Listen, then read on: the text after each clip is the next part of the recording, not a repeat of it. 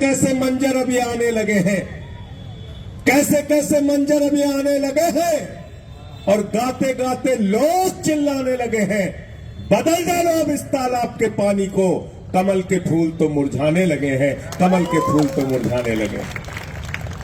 क्या क्या वादा किया था आपसे? 2014 में भारत के प्रधानमंत्री ने 10 साल का समय हो गया, अपना रिपोर्ट कार्ड लेकर नहीं आए।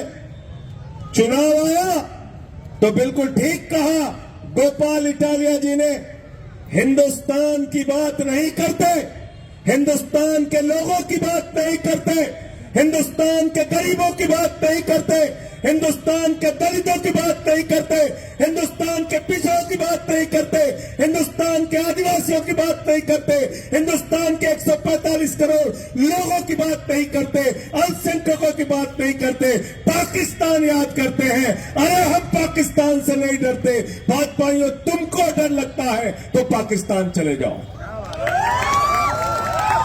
कोई डरता है क्या यहां पाकिस्तान से? कोई डरता है क्या? डरते हैं यूनुस भाई पाकिस्तान से? आप नहीं डरते ना? ये भाजपाइयों को सबसे ज्यादा डर लगता है। जितना पाकिस्तानी पाकिस्तान का नाम नहीं लेता, उससे ज्यादा नरेंद्र मोदी पाकिस्तान का नाम लेता है। गलत तो नहीं कह रहा हूं? गलत तो नहीं कह रहा हूं? हिंदू मुसलमान, हिंदू मुसलमान, हिंदू मुसलमान।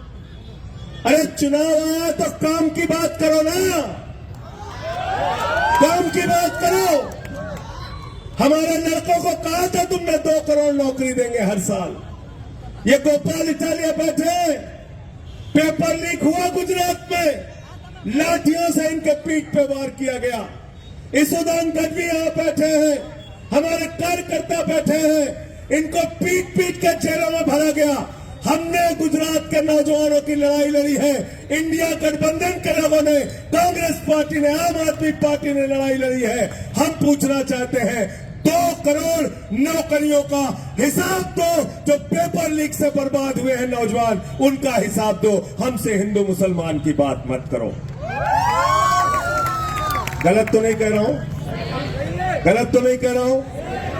नौकरी चाहिए कि नहीं नौजवानों को? नौकरी चाहिए कि नहीं? क्या कहा था? 2 करोड़ नौकरी हर साल देंगे नौजवानों। हमको वोट दे दो, 2 करोड़ नौकरी हर साल देंगे। 10 साल में कितनी नौकरी मिलनी थी सुदान भाई? कितने? 20 करोड़। 20 करोड़ नौकरी मिलनी थी। मोदी जी ने कहा 82 करोड़ लोग 5 किलो राशन की लाइन में खड़े हो जाओ। 82 करोड़ लोग राशन लो, 5 किलो, मस्ती से सो जाओ आराम से घर में। आज मैं एक वीडियो देख रहा था, अरे बोले तेजस्वी यादव 10 लाख नौकरी दे रहा है, तो नौजवान का एक मजाकिया तंज भरा वीडियो आया। उसने कहा हमें नौकर नहीं बनना है, हमें 5 किलो राशन लेके मालिक बनना है। ऐसे भक्त हैं मोदी के, ऐसे भक्त हैं। दिमाग से सोचना बंद कर दिया, लोगों का दिमाग खाली कर दिया।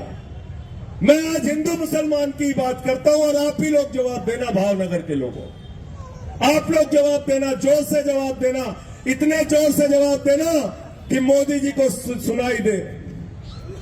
बताओ, इस देश में सबसे ज्यादा हिंदू की आबादी है कि मुसलमान की? जोर से बोलो, सुनाई पड़ना चाहिए मोदी जी को, जोर से बोलो। बेरोजगारी बढ़ेगी तो सबसे ज्यादा नुकसान हिंदुओं का है कि मुसलमानों का?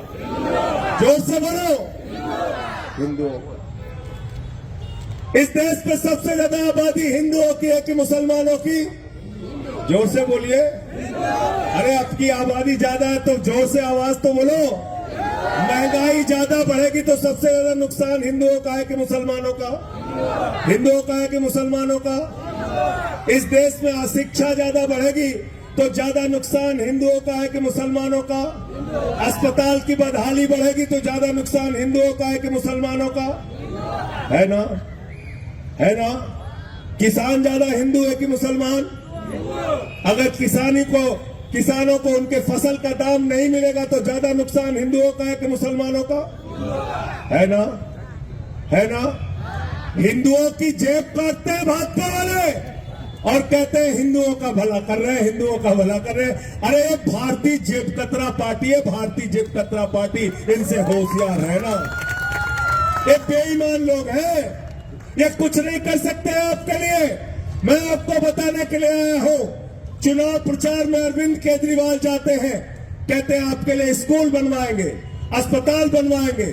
राहुल गांधी जाते हैं, आपके लिए विकास की बात करते हैं, ये करेंगे महिलाओं के लिए, ये करेंगे नौजवानों के लिए। मोदी जी चुनाव प्रचार में गए उत्तर प्रदेश में, कहने लगे भाइयों और बहनों, अगर गांव गांव में कब्रिस्तान है तो शमशान होना चाहिए कि नहीं होना चाहिए? बोला था कि नहीं बोला था? बताओ, बोला था कि नहीं बोला था? आपको अपने बच्चों के लिए स्कूल चाहिए कि शमशान चाहिए? स्कूल चाहिए कि शमशान चाहिए? अपने इलाके के लिए अस्पताल चाहिए कि शमशान चाहिए? सड़क चाहिए कि शमशान चाहिए? सड़क चाहिए कि शमशान चाहिए? तो प्रधानमंत्री नरेंद्र मोदी और उनकी पार्टी आपके बच्चों को स्कूल नहीं दे सकती, अस्पताल नहीं दे सकती, सड़कें नहीं दे सकती, 15 लाख नहीं दे सकती, काला धन नहीं दे सकती, रोजगार नहीं दे सकती। आपके बच्चों के लिए इनके पास कोई योजना नहीं है। हिंदुस्तान की मुस्तकबिल के लिए, हिंदुस्तान के भविष्य के लिए मोदी के पास कोई योजना नहीं है। ये शमशान बनाने वाली पार्टी है और कोरोना में इन बेईमानों ने गांव गांव में शमशान बना दिया। बताओ, बनाया कि नहीं बनाया? बनाया कि नहीं बनाया शमशान? तो हमें शमशान बनाने वाली पार्टी नहीं चाहिए, हमको स्कूल और अस्पताल बनाने वाली पार्टी चाहिए। बोलो, तैयार होना इसके लिए? तैयार होना सारे लोग, सारे लोग तैयार होना इसके लिए। और क्या कह रहे हैं आजकल? कह रहे मंगलसूत्र छीन के ले जाएंगे। कह रहे नहीं कह रहे? हमारी बहनें यहां बैठी हुई है पीछे, ये हमारी बहन आगे बैठी हुई है। बहन जी बताओ, 2014 में सोने का दाम कितना था? 24,000। कितना था? 24,000 रुपया तोला। एक तोला का दाम कितना था? 24,000। आज कितना हो गया? 81,000। कितना हो गया? 81,000 रुपए तोला। तो आपका मंगलसूत्र कौन लेके भागा है? बोलो जरा भाई, जोर से बोलिए। पहले बैठिए, जोर से बोलिए। कौन लेके भागा मंगलसूत्र? कौन लेके भागा मंगलसूत्र? आप पकड़ो इन बेईमानों को, पकड़ो, पकड़ो इनको, पकड़ो। इनसे मांगा मंगलसूत्र अपना, मांगा इनसे मंगलसूत्र। जो तुम्हारी बेटी की शादी में मंगलसूत्र 24,000 रुपए तोले सोना में बनता था, उसको नरेंद्र मोदी और भाजपा के शासन में 81,000 रुपए तोले सोने में बन रहा है। इन बेईमानों से कालट पकड़ का हिसाब लेना होगा और कहना होगा हमारे मंगलसूत्र का हिसाब दो। तुमने 3 गुना ज्यादा मंगलसूत्र का दाम बढ़ा दिया। झूठ बोलते हो देश के लोगों से, कहते हो संपत्ति लौट के मुसलमानों को दे देंगे। मैं पूछ रहा हूं आपसे, साफ साफ बताना, झूठ मत बोलना। और मैं झूठ बोलना तो मेरा कॉलर पकड़ लेना इसी मंच पे। नरेंद्र मोदी का सबसे करीबी दोस्त कौन है? बताओ जरा हमको। दिलीप भाई बताइए, नाम बताइए। कौन है सबसे करीबी दोस्त? कौन है सबसे करीबी दोस्त? कौन है सबसे करीबी दोस्त? कोयला किसको दिया? गैस किसको दिया? बिजली किसको दिया? पानी किसको दिया? स्टील किसको दिया? पोर्ट किसको दिया? एयरपोर्ट किसको दिया? बैंक किसको दिया? सड़क किसको दिया? पूरा हिंदुस्तान किसको दिया? अडानी। सारी संपत्ति आपकी लूट के किसको दिया मोदी जी ने? तो आपकी संपत्ति किसको दिया मोदी जी ने? अडानी को दिया। अडानी को दिया। 2.5 लाख करोड़ रुपए का बैंकों का कर्जा अडानी को दिया। अब इनके दूसरे दोस्तों पे बात करते हैं। आपकी बैंकों में भी डकैती मार दी भाजपाइयों ने, पता है कि नहीं आपको? बैंक में किसका जमा रहता है पैसा? भाई आम आदमी का पैसा जमा रहता है ना। बैंकों में आपकी मजदूरी का, मेहनत का, कर्मचारियों के मेहनत का पैसा, व्यापारियों के मेहनत का पैसा जमा रहता है ना। मोदी जी का और भाजपा वालों का तो पैसा नहीं है ना, ये आपका पैसा है ना।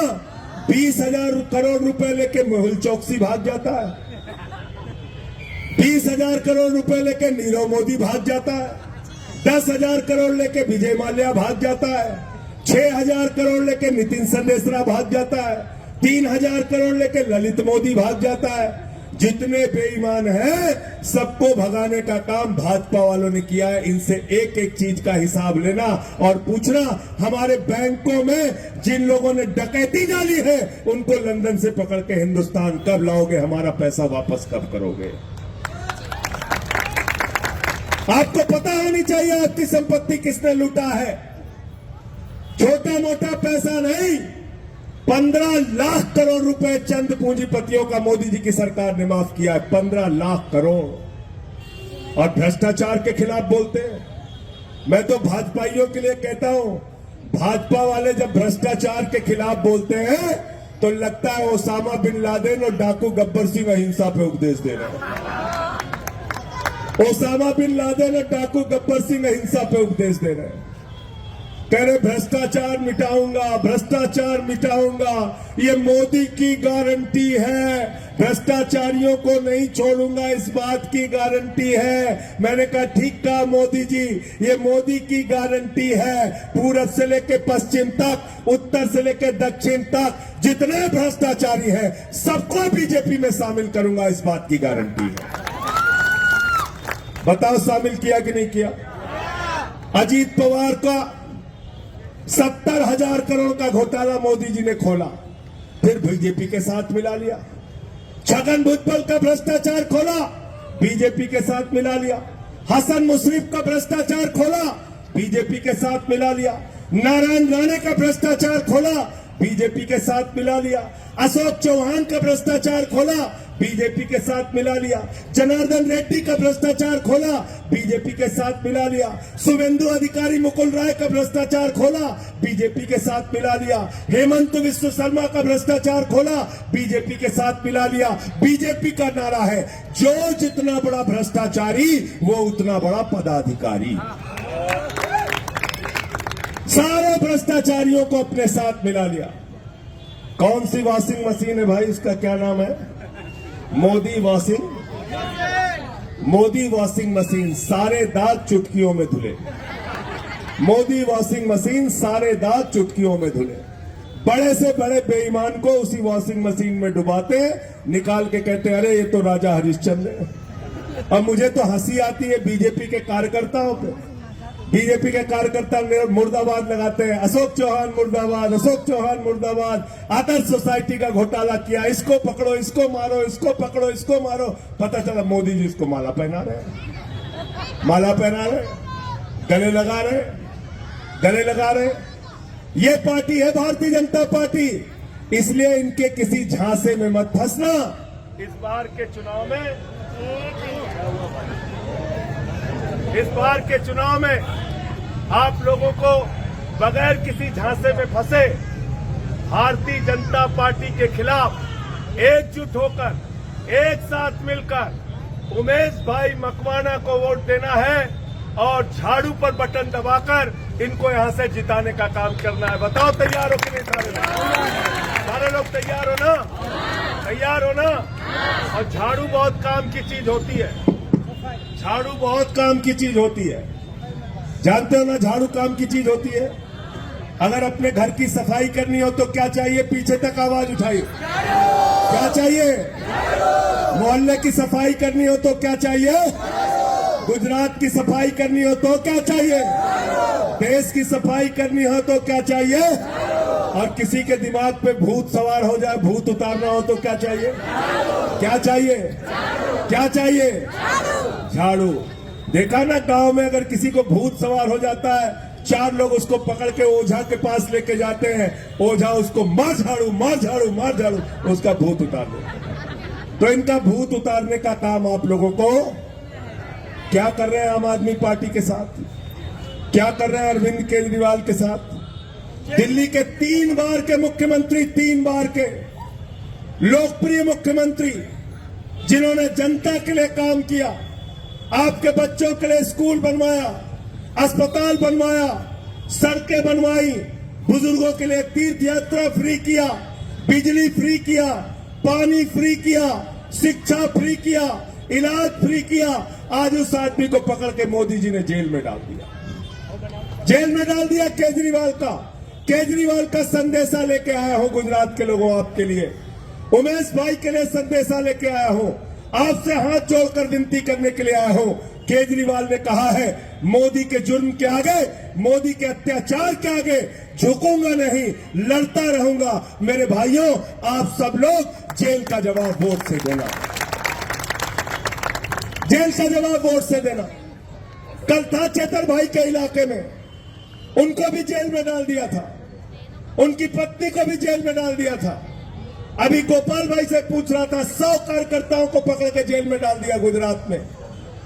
आज इस तरह का अत्याचार आप कर रहे हैं। एक आदिवासी समाज के विधायक को, नेता को, उसकी पत्नी के साथ आप भाजपा वालों ने जेल में डाल दिया। एक आदिवासी मुख्यमंत्री को जेल में डाल दिया, झारखंड के मुख्यमंत्री को पकड़ के जेल में डाल दिया। आप इस तरह से तानाशाही से देश को चला रहे हैं। मनीष सिसोदिया जो अच्छे शिक्षा मंत्री हैं, उनको पकड़ के जेल में डाल दिया।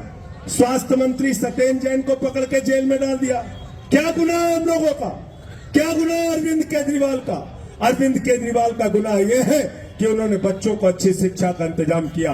अरविंद केजरीवाल का गुनाह यह है कि भारत की आजादी के बाद पहले मुख्यमंत्री बने अरविंद केजरीवाल, जिन्होंने कहा गरीब के घर में रोशनी तो होनी चाहिए, लेकिन उस रोशनी की कोई कीमत नहीं होनी चाहिए। 200 यूनिट बिजली फ्री देने का काम किया। अरविंद केजरीवाल भारत के पहले मुख्यमंत्री हैं जिन्होंने कहा बस की यात्रा हमारी माताओं बहनों के लिए बिल्कुल फ्री होनी चाहिए।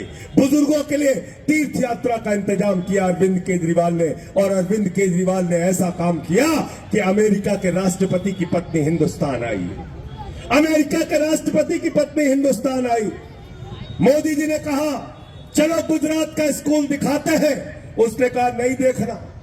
कर्नाटक में सरकार थी, बोले कर्नाटक का स्कूल दिखाते हैं, उसने कहा नहीं देखना। अरे बोले मध्य प्रदेश का स्कूल देख लीजिए, बोले नहीं देखना। अरे बोले योगी जी का उत्तर प्रदेश का स्कूल तो देख लीजिए। राष्ट्रपति, अमेरिका के राष्ट्रपति की पत्नी ने कहा नहीं देखना। मोदी जी ने कहा तो फिर देखना क्या है? उसने कहा अरविंद केजरीवाल का स्कूल देखना है। अरविंद केजरीवाल और मनीष सिसोदिया ने जो स्कूल बनवाया, उस स्कूल को देखना है। और अमेरिका के राष्ट्रपति की पत्नी दिल्ली के सरकारी स्कूल को देखने के लिए गई। पहले लोग कहते थे अमेरिका से सीखो, अमेरिका से सीखो, अमेरिका से सीखो। आज अमेरिका वाला कह रहा है केजरीवाल से सीखो, आम आदमी पार्टी से सीखो, टोपी वाले से सीखो। लेकिन जो काम करता है उसको परेशान करते हैं। राहुल गांधी ने अडानी के खिलाफ बोला, उनकी सदस्यता खत्म कर दी। महुआ मोइत्रा ने अडानी के खिलाफ बोला, उसकी सदस्यता खत्म कर दी। मैंने बोला, मुझे उठा के सस्पेंड कर दिया। मुझे तो बार बार सस्पेंड करते रहते हैं, मुझे तो भाई बार बार सस्पेंड करते रहते हैं। हमको एक बार बोले संजय सिंह जी, जब से आप सांसद बने तब से 56 बार आप बेल में आए हैं, आपने नियमों का उल्लंघन किया है। अरे मैंने कहा बेईमानो, तुमने तो 1056 बार इस देश की जनता के पीठ में छुरा मारा है, मैं क्या करूं? मुझे तो बोलना पड़ेगा। गूंगे लोगों को संसद में मत भेजना, उमेश भाई जैसे लोगों को भेजना जो आपकी आवाज को उठा सके। बहादुरों को भेजना, कायरों को मत भेजना। मैंने मणिपुर का मुद्दा उठाया, बताओ क्या गलती की? मणिपुर में हिंसा हो रही है, आज तक 1 साल हो गया, 1 साल हो गया। एक कारगिल के फौजी की पत्नी, उसको निवस्त करके मणिपुर में घुमाया गया। उस फौजी ने कहा मैंने भारत माता की रक्षा के लिए कारगिल का युद्ध लड़ा, मैंने भारत माता की तो रक्षा कर ली, अपनी पत्नी की रक्षा नहीं कर पाया। इस सवाल को लेकर जब मैं सदन में गया, मुझे सस्पेंड करके बाहर कर दिया गया। किसानों का सवाल था, 3 काला कानून लेकर आए प्रधानमंत्री जी, उस काले कानून के खिलाफ मैंने संसद के अंदर माइक तोड़ दिया। भाजपा वालों ने कहा माइक तोड़ दिया, माइक तोड़ दिया। संजय सिंह ने माइक तोड़ दिया। मैंने कहा बेईमानो, अगर तुम किसानों की हड्डियां तोड़ोगे तो मैं माइक तोड़ने का काम करूंगा, मैं चुप रहने के लिए नहीं आया। गुजरात के भाइयों याद कर लेना, मोरबी की घटना हुई थी, पुल के भ्रष्टाचार के कारण 150 जिंदगियां यहां पर गई थी। वो सवाल भी मैंने संसद के अंदर उठाया था, याद कर लेना। जब यहां पे नकली शराब से यही हमारे उमेश भाई के इलाके में 75 लोगों की जान जब गई थी, उस सवाल को भी संसद में मैंने उठाया था। 5 दिन तक मुझे सस्पेंड करके बाहर किया गया। जो इनसे लड़ेगा उसके खिलाफ ये कार्रवाई करेंगे। लेकिन हम कहना चाहते हैं, हम आपसे न डरने वाले हैं न झुकने वाले हैं, लड़ेंगे और जीतेंगे, ये हमारा संकल्प है। 6 महीने मुझे जेल में रखा, 6 महीने जेल में रखा। हर 24 घंटे मेरे ऊपर सीसीटीवी का कैमरा लगा के रखते थे। 4 दिन तक मेरे बाथरूम में सीसीटीवी का कैमरा लगा के रखा। 11 दिन तक मुझे एक सेल के अंदर रखा, बाहर नहीं निकलने दिया। मुझे मेरे मनोबल को गिराने की बार बार कोशिश की गई, लेकिन जिस दिन से निकला हूं, सीना तान के भाजपाइयों से लड़ने का काम कर रहा हूं। इनसे झुकना मंजूर नहीं है। हमको तय करना है कि इतिहास के पन्नों में हमारा नाम किस तरह से दर्ज होगा, बहादुर के रूप में या कायर के रूप में। आज जो लोग भाजपा के आगे घुटने टेक कर उनकी पार्टी में शामिल हो रहे हैं, इतिहास उनको कभी माफ नहीं करेगा। उनको कायर के रूप में याद किया जाएगा, कायर के रूप में। पूरे समाज को विखंडित करना है। हिंदू को मुसलमान से लड़ाओ, मराठा को गैर मराठा से लड़ाओ, जाट को गैर जाट से लड़ाओ, आदिवासी को गैर आदिवासी से लड़ाओ, दलित को पिछड़ा से लड़ाओ। अभी यहां क्षत्रिय समाज का अपमान किया। पूरे भारत का क्षत्रिय समाज का व्यक्ति आक्रोशित है, गुस्से में है। ये क्या करते हो बीजेपी के लोग? यही संस्कार सिखाया जाता है आरएसएस की शाखा में। यही तुम कहते हो कि तुम दुनिया की सबसे बड़ी पार्टी हो। यही सीखते हो गाली गलौज की भाषा, समाज को बांटने की भाषा। इसीलिए तो मैं कहता हूं, ये भारतीय जनता पार्टी नहीं है, ये भारतीय झगड़ा पार्टी है। भारतीय झगड़ा पार्टी, ये झगड़ा करा सकते हैं, खाली झगड़ा करा सकते हैं। अपने मोहल्ले में 4 दिन बुला दोगे, वहां भी झगड़ा करा देंगे। पति पत्नी के बीच में झगड़ा करा देंगे। इनसे सावधान रहना, इनसे सावधान रहना। मैं रूपाला जी से कहना चाहता हूं, प्रधानमंत्री नरेंद्र मोदी जी से कहना चाहता हूं, जो भी लड़ाई लड़ना है क्षत्रिय समाज के लोगों से सीना तान के आमने सामने लड़ाई लड़ो। अगर बहू बेटियों के ऊपर सवाल उठाओगे, अगर बहू बेटियों के ऊपर सवाल उठाओगे तो सूद समेत तुमको जवाब दिया जाएगा, बर्दाश्त नहीं किया जाएगा। हमारा अपमान करो मंजूर है, परिवार का अपमान करोगे कतई मंजूर नहीं होगा। क्या मांगा क्षत्रिय समाज ने आपसे? यही तो कहा कि तुम्हारे केंद्रीय मंत्री रूपाला ने जो अपमान किया है क्षत्रिय समाज की बहू बेटियों का, उसका टिकट काट दो। अरे इतिहास तो पढ़ लो क्षत्रिय समाज के लोगों का, राजपूतों का इतिहास तो पढ़ लो, राजवाड़ों का इतिहास तो पढ़ लो। अरे भाई, यहां पर जहां हम हैं भावनगर में, राजा महाराजा स्वर्गीय कृष्ण कुमार सिंह जी के बारे में बताते हैं।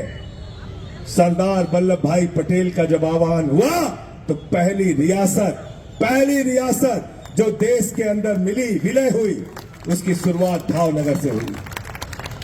सरदार वल्लभ भाई पटेल के आदेश पर, उनके अनुरोध पर तमाम रियासतें, सैकड़ों रियासतों ने अपना विलय सरकार के साथ कर लिया। और एक टिकट मोदी जी आपसे कह रहे थे कि वापस ले लो, वो तुम वापस लेने के लिए तैयार नहीं हो।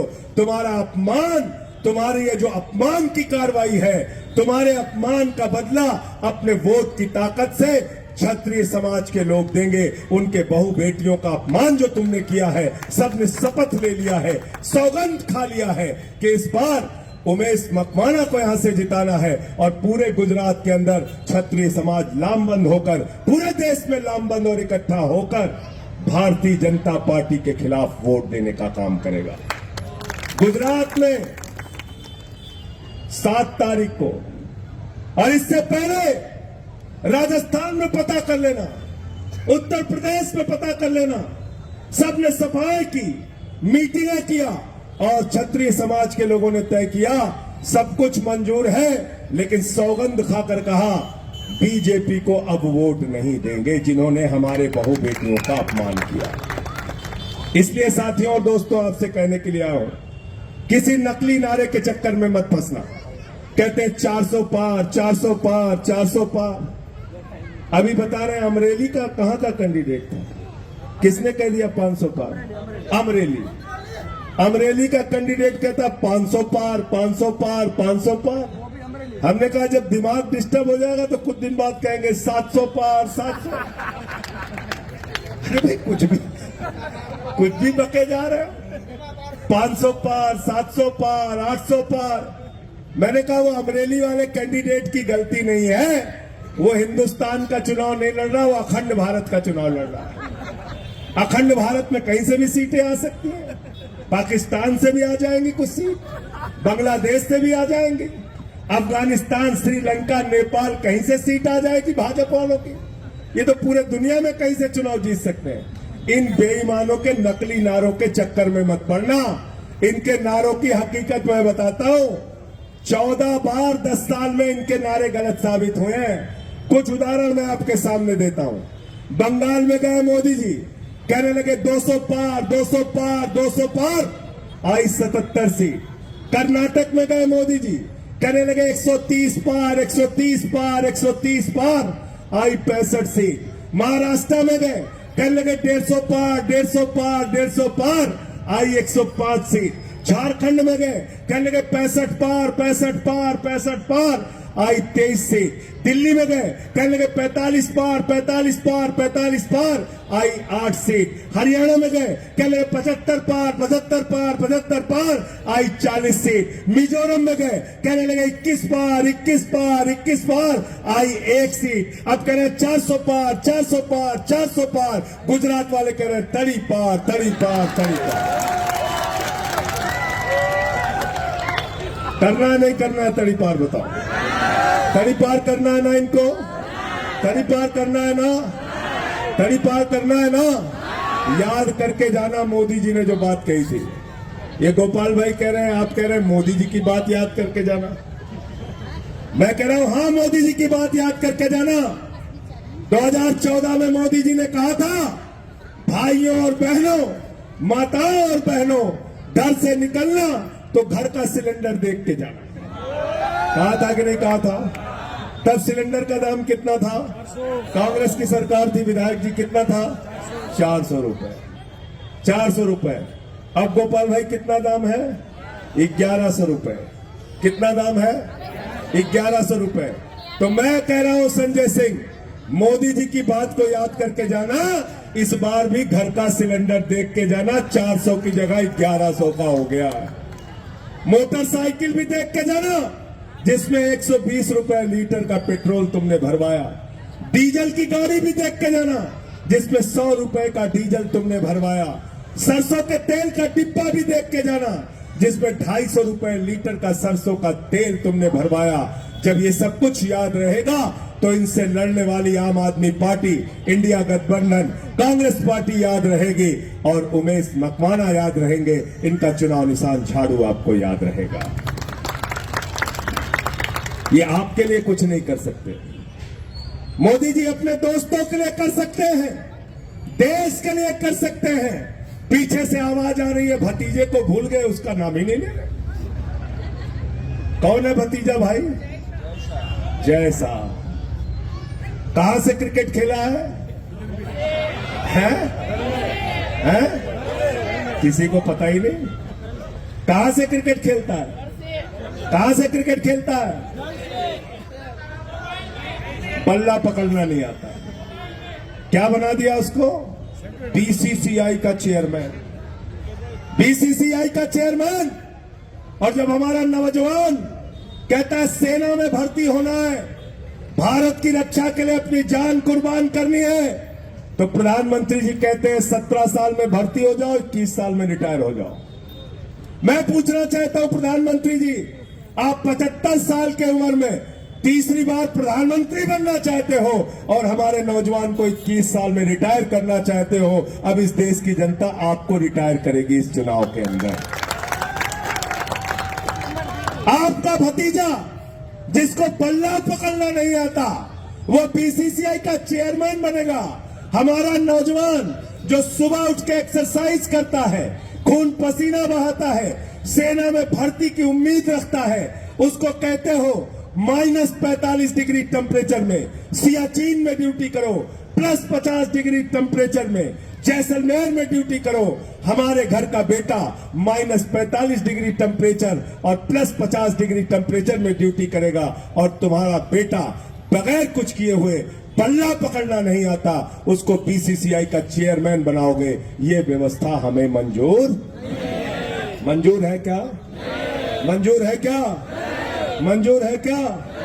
तो इस बार इनके हिंदुस्तान पाकिस्तान के नारे के अंदर फंसना नहीं है, फंसना।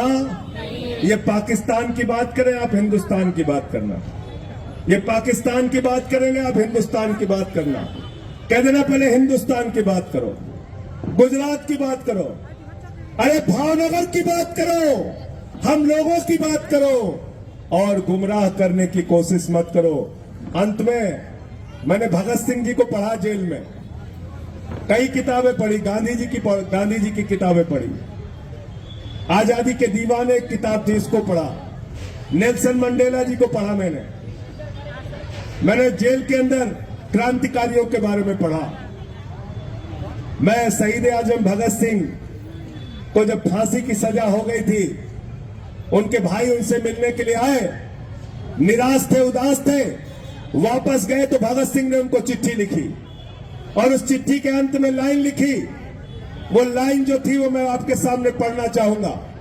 जफा का मतलब होता है अत्याचार, जफा का मतलब होता है जुर्म। भगत सिंह ने लिखा, उन्हें यह फिक्र है हरदम नया तर्जे जफा क्या है।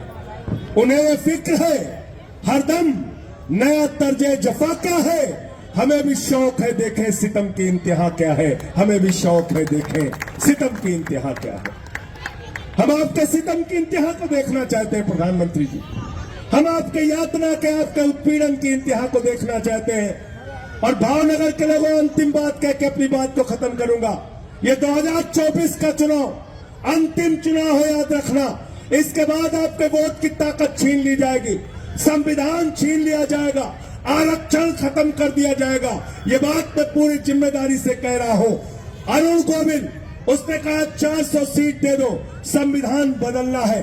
अयोध्या का प्रत्याशी लल्लू सिंह कहते हैं 400 सीट दे दो, संविधान बदलना है। ज्योति मिर्धा भाजपा के प्रत्याशी राजस्थान से कहती है 400 सीट दे दो, संविधान बदलना है। अनंत हेगड़े, पूर्व केंद्रीय मंत्री भाजपा का, कहते हैं 400 सीट दे दो, संविधान बदलना है। संविधान बदलेगा, आरक्षण खत्म होगा, वोट खत्म होगा। सूरत में शुरुआत हो गई है, बगैर चुनाव के बीजेपी जीत गई है। पूरे देश में यही फार्मूला लागू होगा। मैं आपसे कहना चाहता हूं, सूरत झांकी है, पूरा देश बाकी है। इस चुनाव को बचाने के लिए, वोट को बचाने के लिए, आरक्षण को बचाने के लिए, बाबा साहब डॉक्टर भीमराव अंबेडकर के लिखे गए संविधान को बचाने के लिए इस बार अपना वोट करना, इंडिया गठबंधन को जिताना, आम आदमी पार्टी को जिताना, उमेश भाई को जिताना। इंडिया गठबंधन की सरकार बन रही है। 300 से ज्यादा सीटें इस बार इंडिया गठबंधन की आएगी।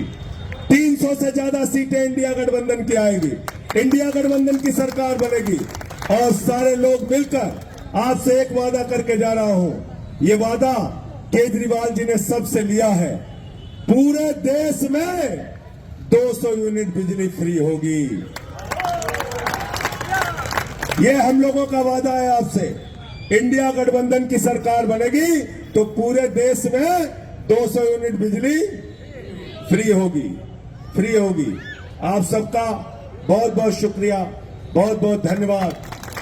अंत में इन्हीं लाइनों के साथ कि ये अमन बिक रहा है, चमन बिक रहा है, गरीबों के तन का कफन बिक रहा है, बाजारों में बहनों का तन बिक रहा है।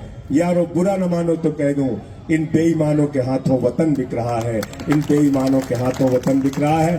इस वतन को बचाने के लिए हम सबको एकजुट होकर इंडिया गठबंधन को वोट करना है, झाड़ू को वोट करना है, उमेश भाई को वोट करना है। बहुत बहुत धन्यवाद कांग्रेस के लोगों का, सीपीएम के लोगों का, सीपीआई के लोगों का, आम आदमी पार्टी के कार्यकर्ताओं का और आप सबका जो इतनी देर तक सभा में मौजूद रहे। बहुत बहुत शुक्रिया।